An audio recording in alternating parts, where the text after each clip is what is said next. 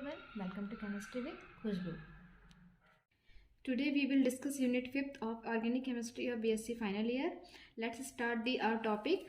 जो organic chemistry का unit 5th है, यूनिट BSc फाइनल ईयर का, उसके अंदर 3 चैप्टर है. First infrared spectroscopy, second UV visible spectroscopy, third NMR spectroscopy. Firstly we will discuss about infrared spectroscopy, जिसको IR spectroscopy भी कहते हैं. इंट्रोडक्शन देखते हैं. सबसे पहले स्पेक्ट्रोस्कोपी क्या होता है वो देखते हैं. What is spectroscopy? The study of the interaction of electromagnetic waves with matter resulting in the emission और absorption is called spectroscopy. That means जब इलेक्ट्रोमैग्नेटिक वेव मैटर सब्सटेंस के साथ इंटरेक्ट होता है तो एमिशन और एब्जॉर्प्शन एज अ रिजल्ट देखने को मिलता है.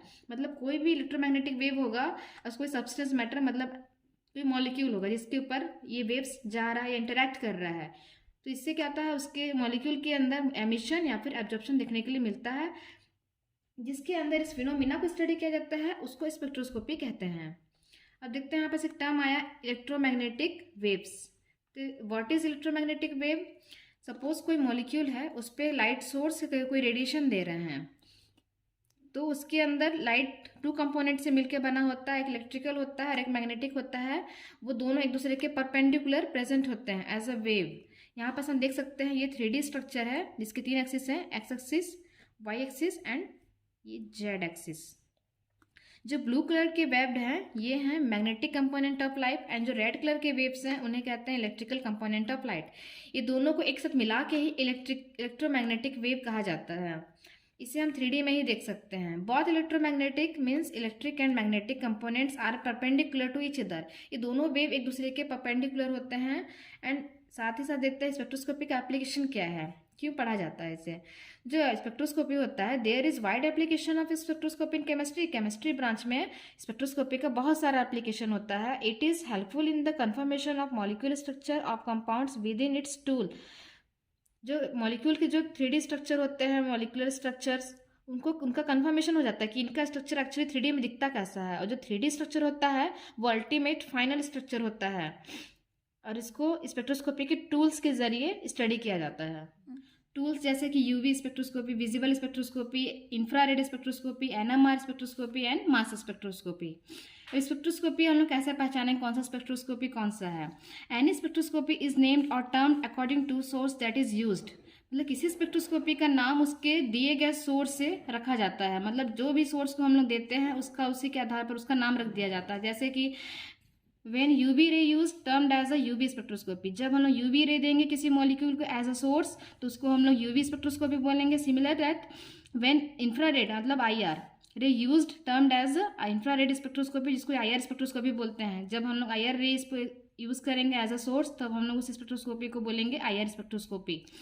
The following information are given by recorded spectra. मतलब जो स्पेक्ट्रोस्कोपी होता है ये एज अ रिजल्ट हम लोग को स्पेक्ट्रा देता है, जो 2 टाइप्स का होता है, या तो एमिशन होगा या तो एब्जॉर्प्शन होगा.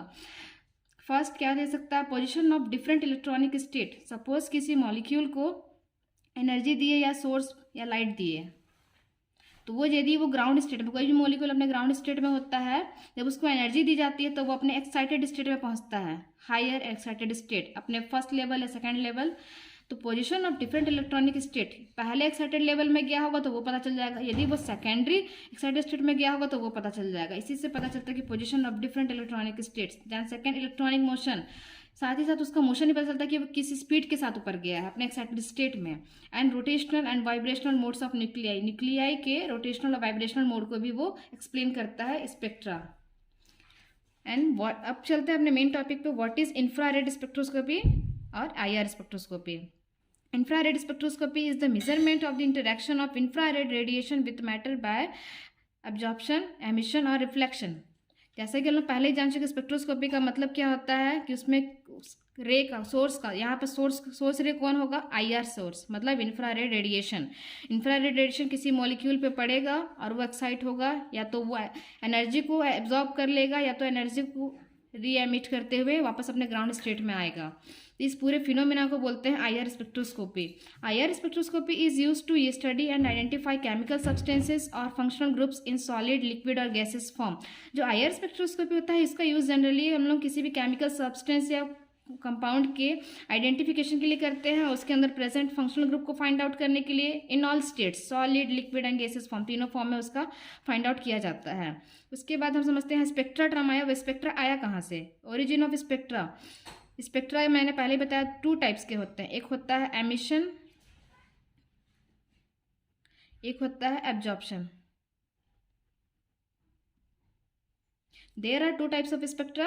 First emission spectra, second absorption spectra.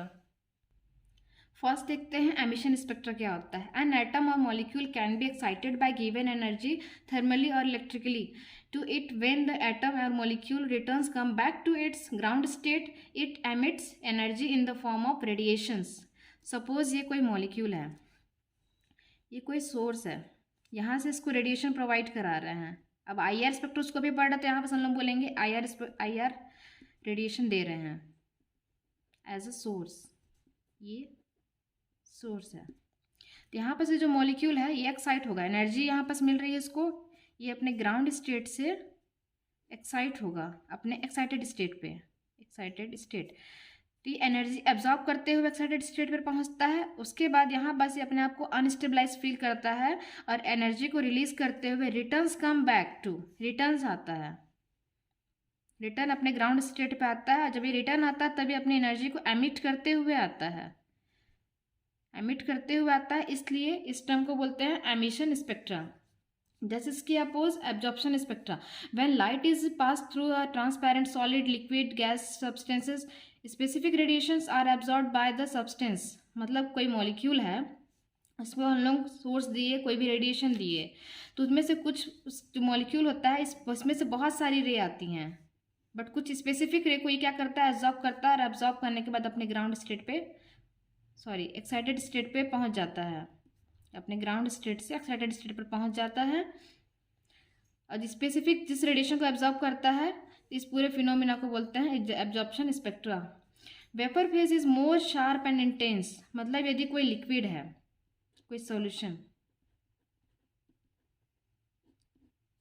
तो उसका जो मॉलिक्यूल होगा वो वेपर फॉर्म में ऊपर आ रहा होगा, वही लिखा है vapour phase is more sharp and intense. मतलब यहाँ पर जो स्पेक्ट्रा मिलेगा ना वो शार्प होगा, just like sharp plus intense. Intense मतलब एकदम घना होगा, एकदम पास पास होंगे ऐसे।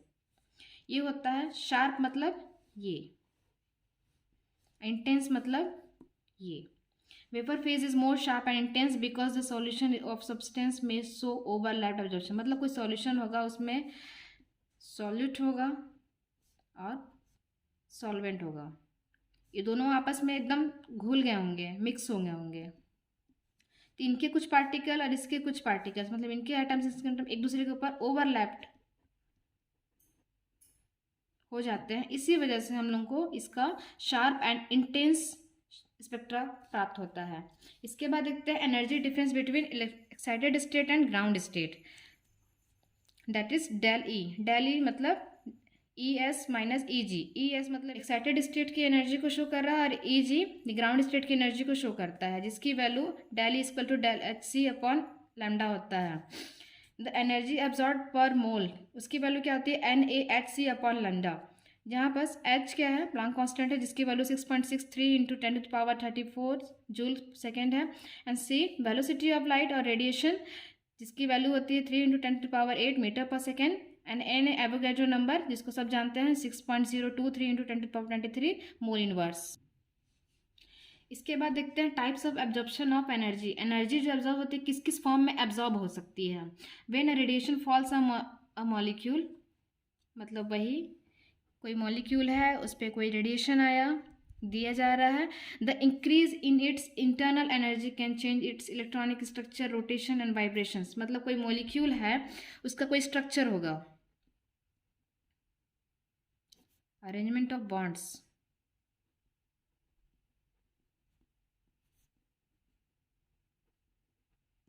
And rotation. रोटेशन मतलब मॉलिक्यूल रोटेट कर रहा होगा, या तो क्लॉकवाइज या तो एंटी क्लॉकवाइज, कुछ भी हो सकता है। एंड वाइब्रेशन, कोई भी मॉलिक्यूल कंटिन्यूअस वाइब्रेट होता रहता है इन द नेचर, कंटिन्यूअसली वो वाइब्रेट होता रहता है, तो उसका वाइब्रेशन ऐसे भी हो सकता है, ऐसे भी हो सकता है, ऐसे भी हो सकता है, ऐसे भी हो सकता है, किधर से भी हो सकता है। तो यदि वो एनर्जी एब्जॉर्ब करता है तो उनकी इन सारे फीचर्स में चेंजेस देखने को मिलता है। इसका फॉर्मूला होता है ई इंटरनल एनर्जी, इंटरनल मतलब टोटल। इसका फॉर्मूला होता है E internal energy equal to E electronic plus E vibration plus E rotation. इसके थ्रू हम लोग टोटल एनर्जी फाइंड आउट कर सकते हैं। इसके बाद रीज़न देखते हैं यूवी स्पेक्ट्रा का, विजिबल स्पेक्ट्रा का, आईआर स्पेक्ट्रा का एंड माइक्रोवेव का। इस सब के कुछ स्पेसिफिक रीजंस होते हैं। जो यूवी होता है, यूवी अंडर 380 रीजन, यूवी का जो रीजन होता है रेंज उसका 200 टू 380 एनएम के अंदर होता है। और ये इसका जो इसमें इलेक्ट्रॉन्स होंगे, इसके मॉलिक्यूल्स के जो इलेक्ट्रॉन होंगे वो उसका एक्साइटेशन इलेक्ट्रॉनिकली होगा। इलेक्ट्रॉनिकली इसलिए होगा क्योंकि इसमें इलेक्ट्रॉनिक ट्रांजिशन पाए जाते हैं। नेक्स्ट वीडियो में इलेक्ट्रॉनिक ट्रांजिशन देखेंगे। एंड विजिबल रीजन जो होता है वो 380 टू 800 एनएम के बीच में विजिबल रीजन होता है। एंड इससे आगे आईआर 780 टू 3 इंटू 10⁴ एनएम का रीजन होता है, वो आईआर स्पेक्ट्रा का स्पेक्ट्रम होता है। इसमें जो मॉलिक्यूल्स के जो इलेक्ट्रॉन्स होते हैं वो वाइब्रेशनल मोड पे रहते हैं। एंड देन माइक्रोवेव, इसका जो रीजन होता है 10⁷ नैनोमीटर। इसका जो मॉलिक्यूल के जो इलेक्ट्रॉन्स होते हैं वो रोटेशनल मोड पे प्रेजेंट होते हैं। इसके बाद the importance of spectroscopic study lies in the following facts, मतलब स्पेक्ट्रोस्कोपी का स्टडी क्यों किया जाना चाहिए, इसका क्या फ़ायदा है या क्यों इसका इंपॉर्टेंस क्या है वो देखते हैं। First, the structure can be established quickly and the record is permanent in nature. किसी भी मॉलिक्यूल का स्ट्रक्चर स्टैब्लिश्ड हो जाता है by the spectra and record is permanent in nature, मतलब स्पेक्ट्रा जो रिकॉर्ड होते हैं वो परमानेंट इन द नेचर होते हैं। मतलब किसी मॉलिक्यूल के यदि हम लोग उसका स्पेक्ट्रा फाइंड आउट कर लेते हैं तो वो परमानेंट इन नेचर, मतलब उसकी प्रॉपर्टीज़ की स्टडी के लिए इजी हो जाता है। Very small amount of substance is required.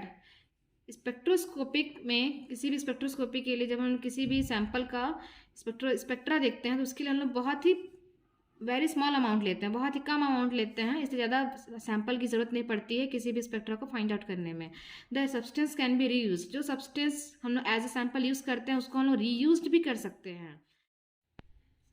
जो आईआर स्पेक्ट्रा होता है, मतलब आईआर स्पेक्ट्रोस्कोपी, उसको 3 सब रीजन में डिवाइड किया गया है फॉर मोर स्टडी। जो 3 रीजन होते हैं, फर्स्ट जो होता है उसको कहते हैं near IR spectra, second IR and third far IR. And this classification based on their distance. जो नियर आईआर होता है इसका जो रेंज होता है 800 टू 1500 नैनोमीटर। एंड आईआर जो नॉर्मल आईआर होता है वो 1500 to nanometre to 2500 nanometre. And far IR जो होता है उसका जो रीजन होता है 2500 नैनोमीटर टू 3000 नैनोमीटर। इसका थ्योरी देखते हैं, theory of IR spectroscopy.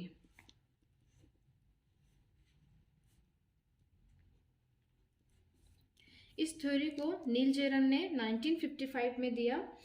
IR spectroscopy is very important tool for organic chemistry to decide the structure of molecule. IR spectroscopy का यूज जनरली ऑर्गेनिक केमिस्ट्री में मॉलिक्यूल्स के structure को find out करने के लिए, उसकी कंफर्मेशन के लिए यूज किया जाता है। इस थ्योरी के अकॉर्डिंग कोई मॉलिक्यूल को एज अ बॉल सपोज करते हैं, molecule will be suppose as a ball. Suppose ये कोई बॉल है, ए मॉलिक्यूल है, अकेला तो होगा नहीं, उसके 2 एटम होंगे। Second B, as a ball suppose कर रहे हैं। यदि हम स्प्रिंग के फॉर्म में भी सपोज कर रहे हैं।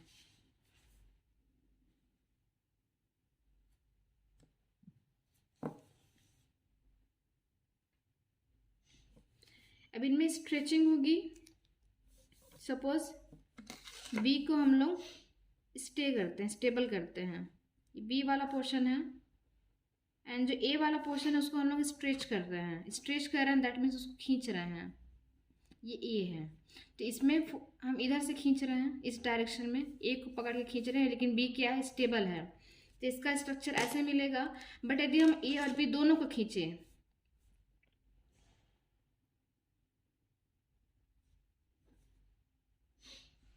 ये एंड बी, तो ये दोनों तरफ फोर्स लग रहा है क्योंकि मैंने जितना इधर खींचा उतना मैंने इधर भी खींचा, इसलिए इसका फोर्स दोनों साइड लगेगा।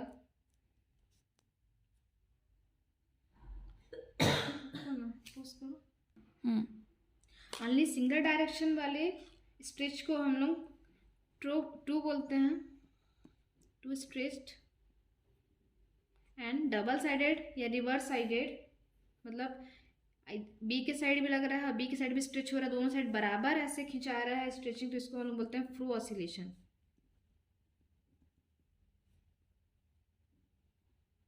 फ्रू oscillation. Thank you for watching my video. If you like this video, the like, subscribe and comments for more.